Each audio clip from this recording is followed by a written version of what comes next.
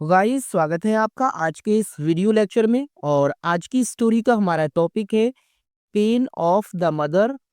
Pen यानी दर्द, of यानी का, द मदर यानी माँ। तो इस तरह से इसका मतलब हुआ माँ का दर्द या तकलीफ। पेन को हम तकलीफ भी कहते हैं, दर्द भी कहते हैं, या फिर हम इसको दुख भी कह सकते हैं।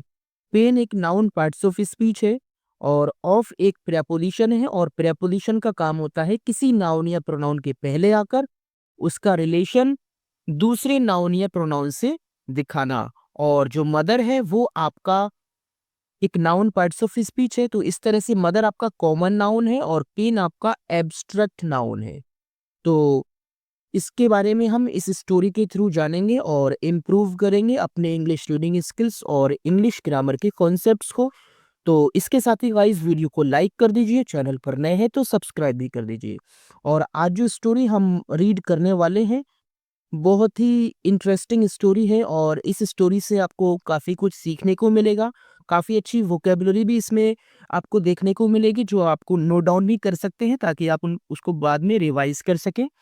क्योंकि वोकेबुलरी आपकी जितनी अच्छी होगी आप उतना अच्छे तरीके से, उतना आसानी से इंग्लिश को पढ़ना और बोलना सीख सकते हैं।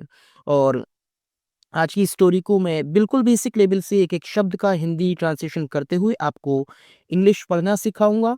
और इस स्टोरी में जो भी ग्रामर के स्ट्रक्चर्स जैसे वर्ब की फॉर्म्स, टेंसेस और पार्ट्स ऑफ स्पीच जैसे नाउन, प्रोनाउन, एडजेक्टिव, एडवर्ब या फ्रेजल वर्ब, इडियम्स जो भी इसमें यूज किए गए हैं उनको हम बिल्कुल डिटेल में डिस्कस करते चलेंगे। तो शुरू करते हैं। One day two women came to a saint fighting for a child. तो क्या मतलब हुआ?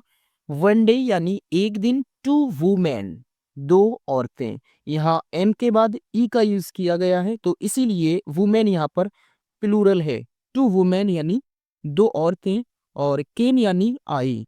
केम जो कि कम की सेकंड फॉर्म होती है जिसका मतलब है आया या आई। और टू का यूज हम तब करते हैं जब हम किसी जगह पर जाते हैं या किसी से मिलने जाते हैं तो वहां प्रेपोजिशन टू का यूज किया जाता है। टू अ सेंट यानी एक संत के पास में। जो साधु संत होते हैं उसको इंग्लिश में सेंट कहते हैं। कैसे आई थी? फाइटिंग यानी लड़ते हुए, फॉर का मतलब है के लिए, अ चाइल्ड एक बच्चे। एक दिन दो औरतें एक बच्चे के लिए लड़ते हुए एक संत के पास आई। तो हम इस सेंटेंस के स्ट्रक्चर की बात करते हैं तो जो केम है आपका वो वर्ब की सेकंड फॉर्म है। और जिस सेंटेंस में वर्ब की सेकंड फॉर्म आएगी वो आपका पास्ट इंडेफिनिट टेंस का सेंटेंस होता है और जिसका हिंदी अनुवाद हम या ई ये से करते हैं। जैसे हमने पढ़ा दो औरतें आई और टू अ सेंट एक संत के पास में। अब यहाँ पर जो फाइटिंग है वो आपका है यहाँ पर एक प्रेजेंट पार्टिसिपल, लेकिन ये एक्स्ट्रा इंफॉर्मेशन दे रहा है किसके बारे में? उन दोनों औरतों के बारे में। यानी उन दोनों औरतों की कंडीशन यानी हालत बताई जा रही है, किस हालत में वो आई थी, लड़ते हुए आई थी। तो इसीलिए ये आपका एडजेक्टिव फॉर्म में एक प्रेजेंट पार्टिसिपल है, यानी एडजेक्टिव फॉर्म है और ये प्रेजेंट पार्टिसिपल है। फॉर जो कि एक प्रेपोजिशन है जिसका हिंदी अनुवाद होता है के लिए। आ चाइल्ड यानी एक बच्चे। तो एक दिन दो औरतें एक बच्चे के लिए लड़ते हुए एक संत के पास आईं। They wanted the saint to do justice. तो दे यानी वे, यहाँ पर जो दे है वो आपका प्रोनाउन है क्योंकि ये दोनों औरतों के लिए यूज किया गया है। और जो भी वर्ड किसी नाउन के स्थान पर यूज किए जाते हैं वो प्रोनाउन होते हैं। वांटेड का मतलब है चाहती थी, वे चाहती थी। अब यहाँ पर आगे हम वो बात पढ़ेंगे जो वो चाहती थी। द सेंट यानी संत टू डू करे, जस्टिस कहते हैं न्याय को। वे ये चाहती थी कि वो संत न्याय करे। यहाँ पर जस्टिस आपका एक नाउन पार्ट्स ऑफ स्पीच है। कोई भी किसी भी चीज का नाम नाउन कहलाता है। यानी नाउन को हम शॉर्ट में अगर डिफाइन करें तो noun is a naming word. यानी कोई भी चीज जिसका अपना एक नाम होता है उसको हम नाउन कहते हैं, चाहे वो चीज हम देख पाए या ना देख पाए। जैसे जस्टिस है, न्याय कभी देखा नहीं जा सकता तो इसीलिए ये आपका एक एब्स्ट्रैक्ट नाउन है। वे चाहती थी कि संत न्याय करे। Both the women, claimed the child to be her own. तो इसको समझते हैं।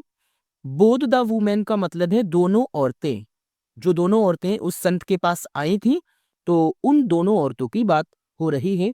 क्लेम्ड यानी दावा किया, द चाइल्ड बच्चे पर, टू बी होने का, हर ओन यानी उसका खुद का। यानी दोनों औरतों ने दावा किया कि वो बच्चा उसका खुद का है, यानी उसका अपना है। यहाँ जो ओन है, जिस तरह से हर होता है, हर भी एक पॉजिटिव केस है और ओन भी एक पॉजिटिव केस है। दोनों का काम है दूसरी चीज पर अधिकार दिखाना। लेकिन जब ओन का यूज किया जाता है, तो जब हम पर्सनली बहुत ज्यादा ही अधिकार दिखाते हैं, तो वहां पॉजिटिव केस के साथ ओन का यूज कर दिया जाता है। यानी दोनों औरतें बच्चे पर अपना खुद का अधिकार दिखाती, मतलब दिखाने का दावा किया दोनों औरतों ने कि वो बच्चा उसका है। दूसरी ने भी यही कहा कि वो बच्चा उसका है। मैनी क्यूरियस विलेजर्स, तो यहाँ अब बात हो रही, अब है हमारा सब्जेक्ट मैनी क्यूरियस विलेजर्स। ये आपका सब्जेक्टिव पार्ट है और इसमें जो मेन सब्जेक्ट है वो है आपका विलेजर्स यानी गांव वाले। और गांव वाले कैसे थे? क्यूरियस थे। क्यूरियस का मतलब होता है जिज्ञासु, यानी किसी बात को जानने की जिसके अंदर इच्छा होती है, तो उसको हम क्यूरियस कहते हैं। और ऐसे वर्ड को एडजेक्टिव कहेंगे क्योंकि ये एक विशेषता बताता है गांव वालों की। और कैसे थे? मैनी यानी बहुत सारे, जिज्ञासु गांव वाले यानी क्यूरियस विलेजर्स। हैड फॉलोड का मतलब है पीछे आए थे। हैड प्लस वर्ब की third form past perfect tense का सेंटेंस। द क्वारलिंग वुमेन यानी झगड़ा करने वाली औरतों के पीछे आए थे। यानी बहुत सारे जिज्ञासु गांव वाले झगड़ा करने वाली औरतों के पीछे आए थे। क्वारलिंग जो है, ये भी एक इंफॉर्मेशन देता है औरतों के बारे में। तो इस तरह से जो भी वर्ड किसी नाउन या प्रोनाउन के बारे में एक्स्ट्रा इंफॉर्मेशन देते हैं, उनकी विशेषता बताते हैं, तो उनको हम एडजेक्टिव कहते हैं। तो क्वारलिंग ये भी आपका प्रेजेंट पार्टिसिपल फॉर्म में एक एडजेक्टिव है, एक विशेषता बताता है। तो झगड़ा करने वाली औरतों के पीछे आए थे। The saint wondered how to do justice and decide the case. The saint यानी साधु, और वंडर्ड का मतलब है आश्चर्य किया या हैरान हो गया। हाउ टू डू का मतलब है किया जाए, जस्टिस यानी न्याय, यानी हाउ टू डू जस्टिस यानी न्याय कैसे किया जाए। तो साधु जो था, संत ने ये आश्चर्य किया कि न्याय कैसे किया जाए। यहाँ पर जो हाउ है एक इंटेरोगेटिव वर्ड होता है, बट यहाँ पर ये एक इंटेरोगेटिव वर्ड नहीं है, बल्कि यहाँ पर ये सिर्फ एक एडवर्ब फॉर्म में है। यानी ये तरीका बता रहा है कि किस तरह से न्याय किया जाए। तो संत इस आश्चर्य में पड़ गया था। एंड डिसाइड और फैसला किया जाए द केस मामले का। संत ने आश्चर्य किया कि न्याय कैसे किया जाए और मामले का कैसे फैसला किया जाए। At last he thought of a plan. At last यानी अंत में, और जो एट लास्ट है ये आपका एडवर्ब पार्ट्स ऑफ स्पीच है, क्योंकि ये टाइम को दिखाता है यानी अंत में। तो जो भी वर्ड टाइम को दिखाएं या प्लेस की जानकारी दें, तरीका बताएं, रीजन बताएं, कोई शर्त रखें, तो इस तरह के वर्ड आपके एडवर्ब कहलाते हैं। ही थॉट उसने सोचा, यहाँ पर आपका ही आपका सब्जेक्ट है और ये वो आपकी सेकंड फॉर्म है। ऑफ अ प्लान का मतलब है एक योजना, ये आपका ऑब्जेक्ट है। अंत में उसने एक योजना सोची। He drew a line on the ground and lay the child there. तो इसका मतलब है ही ड्रू, सब्जेक्ट हो गया। ड्रू ये ड्रॉ की सेकंड फॉर्म होती है, ड्रॉ होती है फर्स्ट फॉर्म और ड्रू यानी सेकंड फॉर्म। उसने खींची आ लाइन एक रेखा, ऑन द ग्राउंड जमीन के ऊपर उसने एक रेखा खींची। ये आपका एक सेंटेंस हो गया। एंड यानी और। ले का मतलब है लेटा दिया। ये जो ले है ये आपकी सेकंड फॉर्म, फर्स्ट फॉर्म होती है LIE और सेकंड फॉर्म ले है और थर्ड फॉर्म होती है LAIN। तो इस तरह से ये तीनों फॉर्म है लेटाने की या लेटने की। लाई, ले एंड लेन, ये आपकी थर्ड फॉर्म है और ये आपकी बेस फॉर्म है जिसको हम फर्स्ट फॉर्म कहते हैं, जिसका मतलब होता है लेटना। तो उसने जमीन के ऊपर एक लाइन खींची और वहां बच्चे को लेटा दिया। He addressed both the woman and said, both of you stand on either side of the line and hold the child. ही उसने, ये आपका सब्जेक्ट हो गया। एड्रेस्ड का मतलब है संबोधित किया, वो आपकी सेकंड फॉर्म है। बोथ द वुमेन यानी दोनों औरतों को, ये आपका ऑब्जेक्ट हो गया। उसने दोनों औरतों को संबोधित किया। एंड सेड और कहा, क्या कहा? बोथ ऑफ यू का मतलब है आप दोनों। स्टैंड यानी खड़ी हो जाओ, स्टैंड यानी खड़ी हो जाओ। ऑन ईदर साइड यानी दोनों तरफ, यानी जिसको हम कह सकते हैं एक एक तरफ।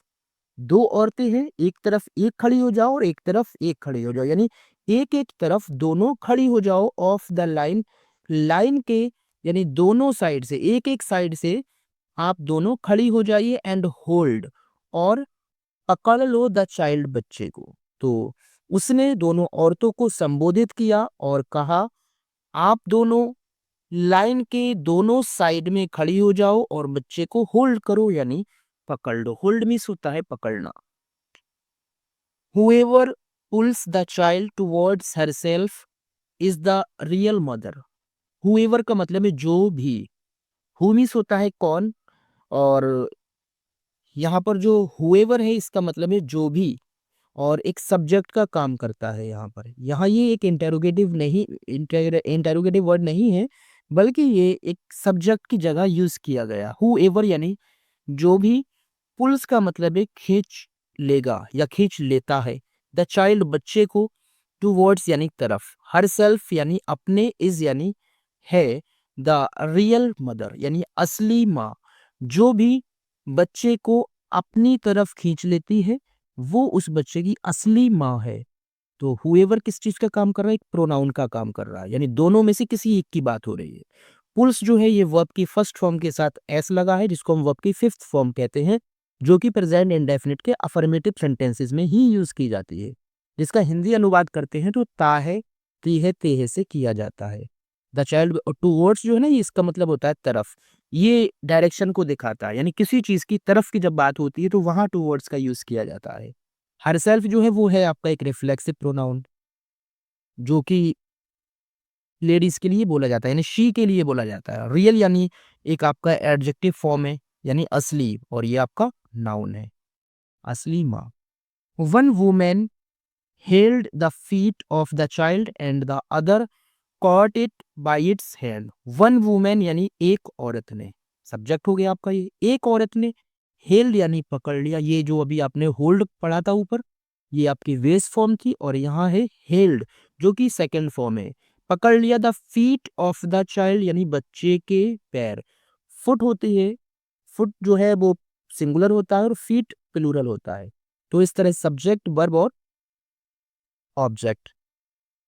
एक औरत ने बच्चे के पैरों को पकड़ लिया। एंड द अदर, और दूसरी ने कॉट यानी पकड़ लिया। इट यानी उसको, ये इट किसके लिए है? बच्चे के लिए बोला गया है। बाई इट्स हैंड यानी इसके हाथों से, हाथों की तरफ से। एक औरत ने बच्चे के पैरों को पकड़ लिया और दूसरी औरत ने उसके हाथों की तरफ से पकड़ लिया। Then each began to pull the child on her side. तब, देन का मतलब होता है तब। ईच यानी प्रत्येक ने, यानी जो दोनों औरतें थी उनमें से दोनों की बात हो रही है। और ईच का यूज तब किया जाता है जब दो लोग हैं और दोनों में अलग अलग दोनों की बात की जाती है। प्रत्येक ने बिगिन यानी शुरू कर दिया। बिगेन वर्ब की सेकंड फॉर्म है, यानी शुरू कर दिया। टू पुल यानी खींचना द चाइल्ड बच्चे को, ऑन हर साइड यानी अपनी तरफ से। तब प्रत्येक ने अपनी तरफ से बच्चे को खींचना शुरू कर दिया। The child started crying out in pen. The child यानी बच्चे ने, और स्टार्टेड यानी शुरू कर दिया। क्राइंग का मतलब है रोना। तो यहाँ पर जो क्राइंग है, हालांकि ये आपका ऑब्जेक्टिव पार्ट है पूरा। क्राइंग आउट यानी रोना, और इन पेन दर्द में या तकलीफ में उस बच्चे ने रोना शुरू कर दिया। लेकिन यहाँ जो क्राइंग है ये आपका एक जेरंड पार्ट है, जेरंड जिसको हम बोलते हैं, और ये आपका नाउन का काम करता है, और इसीलिए इसको वर्बल नाउन भी कहते हैं। और इसका हिंदी अनुवाद ना नी ने से करते हैं। तो बच्चे ने दर्द में रोना शुरू कर दिया। अब आगे देखते हैं क्या होता है इस कहानी में। Hearing the child's cry, one of the women loosened her grip and surrendered the hold to the other woman. तो hearing यानी सुनकर, द चाइल्ड्स क्राई बच्चे की रोने की आवाज, तो क्राई का मतलब है रोने की आवाज। वन ऑफ द वुमेन यानी वन ऑफ करके द वुमेन लिखा हुआ है और वुमेन होता है प्लूरल, लेकिन यहाँ वन लिखा हुआ है, तो इसका मतलब है दोनों औरतों में से एक ने, यहाँ पर मेन जो सब्जेक्ट है वो है एक औरत, दोनों औरतों में से एक औरत ने लूजिन, जो कि आपकी वर्ब की सेकंड फॉर्म है। फर्स्ट फॉर्म लूजिन होती है, सेकंड थर्ड दोनों लूजेंट होती हैं। ढीला कर दिया, हर ग्रिप का मतलब अपनी पकड़ को, ग्रिप यानी वो अपने हाथ से जो पकड़े हुए थे उसको, उसको ग्रिप कहते हैं, किसी भी चीज को पकड़ना। तो अपनी ग्रिप यानी पकड़ को ढीला कर दिया। एंड सरेंडर्ड का मतलब है सरेंडर यानी सरेंडर कर दिया, सौंप दिया। द होल्ड का मतलब है पकड़, टू द अदर वुमेन यानी जो उसने पकड़ा हुआ था, होल्ड किए हुई थी बच्चे को, उसको बिल्कुल छोड़ दिया दूसरी औरत को। यहाँ पर जो हेयरिंग है ये आपकी वर्ब की फर्स्ट फॉर्म आईएनजी है और जो कि एक प्रेजेंट पार्टिसिपल के फॉर्म में, यानी बच्चे की आवाज को सुनकर एक औरत ने अपनी पकड़ को ढीला कर दिया और दूसरी औरत को सौंप दिया। She covered her face and began to weep, उसने कवर्ड यानी ढक लिया, हर फेस अपने चेहरे को, एंड बिगेन और शुरू कर दिया, टू वीप रोना, उसने अपने चेहरे को ढक लिया और रोना शुरू कर दिया। The second women was overjoyed at her victory and said, I have pulled the child towards me, so the child is mine. तो देखिए द सेकेंड वुमेन दूसरी औरत वॉज यानी थी, ओवरजॉयड का मतलब होता है बहुत खुश। यहाँ पर वॉज के बाद कोई एक्शन वर्ब नहीं बल्कि एक एडजेक्टिव कॉम्प्लीमेंट दिया गया है। दूसरी औरत कैसी थी? बहुत खुश। एट हर विक्ट्री अपनी जीत पर बहुत खुश थी। एंड सेड और उसने कहा, आई हैव पुल्ड मैंने खींच लिया है, ये प्रेजेंट परफेक्ट टेंस का सेंटेंस, मैंने खींच लिया है। द चाइल्ड बच्चे को, टुवर्ड्स मी यानी अपनी तरफ, यहाँ मी मुझको नहीं पढ़ेंगे, सब्जेक्ट आई है तो यहाँ पर ये पॉजिटिव का काम कर, हालांकि ये एक ऑब्जेक्ट है। मैंने बच्चे को अपनी तरफ खींच लिया है, खुद के लिए बोला गया है, आई के मतलब आई के बारे में। सो यानी इसलिए, सो क्या है आपका एक कंजंक्शन है, और कौन सा कंजंक्शन है ये है आपका एक कोऑर्डिनेटिंग कंजंक्शन है जो कि कंपाउंड सेंटेंसेस में यूज किया जाता है। इसमें रिजल्ट दिया गया, इसीलिए द चाइल्ड मीन्स बच्चा इज माइन, मेरा है। अब यहाँ थोड़ा सा हम माइन के बारे में समझ लेते हैं। जिस तरह से माई होता है वैसे ही एक माइन होता है, दोनों का मतलब मेरा होता है, लेकिन माई का यूज तब किया जाता है जब उसके बाद कोई भी नाउन आता है, लेकिन माइन का यूज तब किया जाता है जब उसके आगे कुछ नहीं आता है, यानी इसलिए बच्चा मेरा है। This was the moment for the saint to give his final verdict. This was the moment यानी यही वो समय था, मोमेंट यानी समय की बात हो रही है, यही वो समय था फॉर द सेंट यानी संत के लिए, टू गिव देने के लिए, हिज फाइनल वर्डिक्ट यानी अपना आखिरी या अंतिम निर्णय। तो संत के लिए आखिरी निर्णय देने के लिए यही वो समय था। ही प्रोनाउंस्ड द हिज जजमेंट, उसने प्रोनाउंस्ड यानी ऐलान किया, हिज जजमेंट अपने फैसले का ऐलान किया, ये या अपना फैसला सुनाया। This child is not yours but hers. तो जिस तरह से आपने यहाँ माइन पढ़ा था वैसे ही यू के केस में योर्स और शी के केस में हर्स आता है। कैसे आता है? जैसे माई के आगे कोई नाउन आना चाहिए तो आएगा, वैसे ही योर तब आता है जब उसके आगे कोई नाउन आता है। अगर नाउन नहीं है तो योर्स आएगा, नाउन नहीं है तो हर्स आएगा। या ये बच्चा तुम्हारा नहीं बल्कि उसका है, बट यानी बल्कि उसका है। Everybody looked in surprise at the unexpected verdict. Everybody हर कोई हर किसी ने looked यानी देखा, in surprise आश्चर्य में, at यानी तरफ, the unexpected यानी जिसकी उम्मीद ना की जाए, जिसकी यानी आशाहीन कहेंगे, जिसकी उम्मीद ना की जाए, verdict यानी निर्णय, यानी एक बिना उम्मीद के निर्णय पर हर किसी ने आश्चर्य से देखा। तो इस तरह से ये आपका एक एडजेक्टिव पार्ट्स ऑफ स्पीच है, ये है आपका नाउन। और नाउन की विशेषता बताता है अनएक्सपेक्टेड। वो निर्णय कैसा था? अनएक्सपेक्टेड था, जिसकी किसी को कोई उम्मीद नहीं थी। Nobody was able to understand the basis of the decision. Nobody कोई नहीं, जैसे everybody होता है वैसे ही nobody होता है। everybody अफर्मेटिव में, nobody नेगेटिव में, और ये अपने आप में एक नेगेटिव वर्ड होता है। कोई नहीं was यानी था, able to understand यानी समझ सका।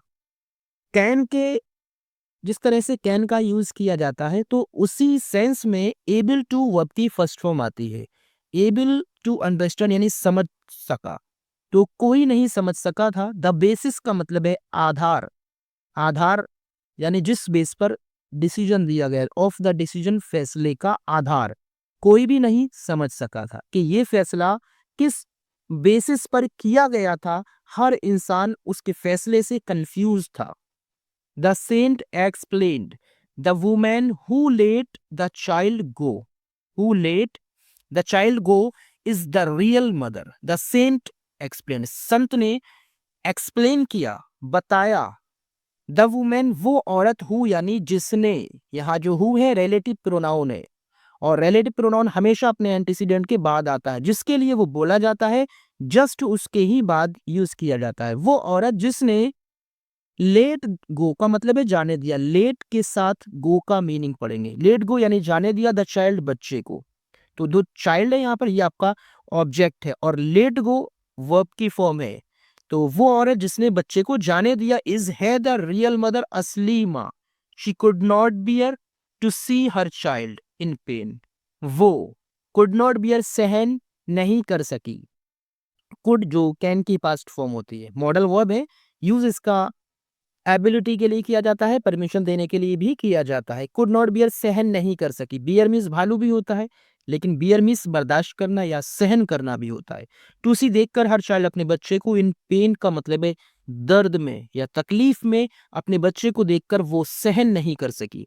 सो she gave away, she gave away the child to the second women. यहाँ पर गेव अवे आपको दिख गया। गेव अवे आपका एक फ्रेजल वर्ब है जिसका मतलब है सौंप देना या दे देना।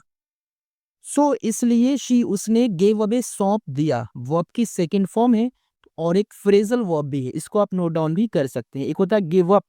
गिव अप का मतलब होता है त्याग देना या छोड़ देना। गिव अवे यानी सौंप देना। और एक होता है गिव इन, उसका मतलब होता है सरेंडर कर देना। द चाइल्ड बच्चे को टू द सेकंड वुमेन, इसीलिए उसने दूसरी औरत को बच्चे को सौंप दिया। The saint gave the child to the first women who had let loose, let के साथ लूज पढ़ेंगे, the child, and thus declared her the real mother. The saint, संत ने gave दिया the child बच्चे को, to the first woman, पहली औरत को जिसने had let loose ढीला कर दिया था। had लगा हुआ है और उसके आगे लेट है। लेट की तीनों फॉर्म लेट ही होती है, इसलिए पास्ट परफेक्ट टेंस का सेंटेंस। had let loose ढीला कर दिया था the child बच्चे को। एंड और दस इस तरह से डिक्लेयर का मतलब है घोषित किया, हर उसको द रियल मदर यानी असली माँ। संत ने बच्चा उस पहली औरत को दे दिया जिसने बच्चे को ढीला कर दिया था, और इस तरह से उसको असली माँ घोषित किया गया। That is how the wise saint gave his decision. That is how का मतलब होता है इस तरह से। जिस तरह से सो का यूज किया जाता है, वैसे ही एडवांस्ड इंग्लिश में दैट इज हाउ का यूज किया जाता है, इसलिए या इस तरह से या इस प्रकार। द वाइज सेंट, उस बुद्धिमान संत ने, गेव यानी दिया, हिज डिसीजन अपना फैसला। तो इस तरह से उस बुद्धिमान संत ने अपना फैसला दिया। अब बात करते हैं इसकी गिस्ट की, यानी इस स्टोरी से हमें क्या सीखने को मिलता है। Only a mother can understand the pain of her child. सिर्फ एक माँ, ओनली अ मदर, सिर्फ एक माँ कैन अंडरस्टैंड समझ सकती है, द पेन यानी तकलीफ को, ऑफ हर चाइल्ड अपने बच्चे की तकलीफ को सिर्फ एक माँ ही समझ सकती है। It is a mother who herself sleeps on a wet bed and makes the child sleep, यहाँ मेक्स को स्लीप के साथ पढ़ेंगे। On a dry surface, it is a mother, ये माँ ही है। हु यानी जो, हरसेल्फ खुद स्लीप सोती है, ऑन अ वेट बेड, गीले बिस्तर पर, एंड मेक्स स्लीप सुलाती है। मेक के साथ स्लीप को पढ़ेंगे। मेक्स स्लीप सुलाती है, जो इस तरह से जब वर्ब आती है मेक या लेट या हैव करके और बाद में वर्ब दी जाती है, तो वो पॉजिटिव वर्ब होती है। मेक स्लीप सुलाती है द चाइल्ड, बच्चे को, ऑन अ ड्राई सरफेस, सूखी जगह पर। ये माँ ही होती है जो खुद गीले बिस्तर पर सोती है और अपने बच्चे को सूखी जगह पर सुलाती है। How can she see her child in discomfort, how can she see, वो कैसे देख सकती है, हाउ कैसे कैन सकती है शी, वह सी देख, हर चाइल्ड अपने बच्चे को, इन डिस्कम्फर्ट यानी बेचैनी में। वो अपने बच्चे को बेचैनी में कैसे देख सकती है। A mother always make sacrifices, extreme sacrifices for her child. एक माँ ऑलवेज हमेशा मेक्स करती है एक्सट्रीम सेक्रीफाइसेस यानी अत्यधिक बलिदान, फॉर हर चाइल्ड अपने बच्चे के लिए। एक माँ अपने बच्चे के लिए हमेशा अत्यधिक बलिदान करती है या त्याग करती है, यानी अपनी सारी सुख सुविधाओं को, अपनी हर खुशी को अपने बच्चे के लिए वो त्याग देती है, उसको सैक्रिफाइस कर देती है। तो ये होता है एक माँ का अपने बच्चे के लिए प्यार, जो कि रियल है, इसमें किसी भी तरीके की कोई ही मिलावट नहीं है। माँ का प्यार बच्चे के लिए एक्सट्रीम होता है, उससे बढ़कर कोई प्यार कर ही नहीं सकता।